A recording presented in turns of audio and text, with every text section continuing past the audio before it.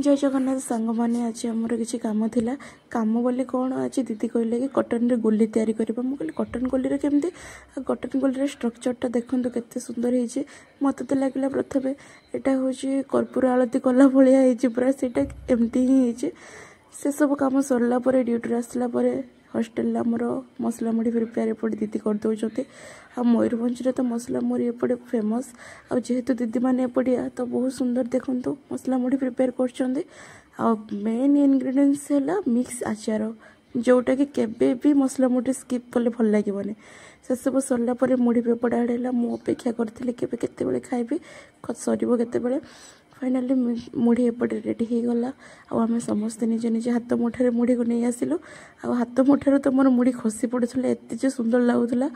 मुझे खाई सारा मुझे पलि आसली आरिसा पिठा पर मो नजर पड़ा एपटे मुझे आरिसा पिठा खाइली आरिसा पिठा बहुत टेस्टी होता मुढ़ी के किए पचारे मोर तो पिठार मजा।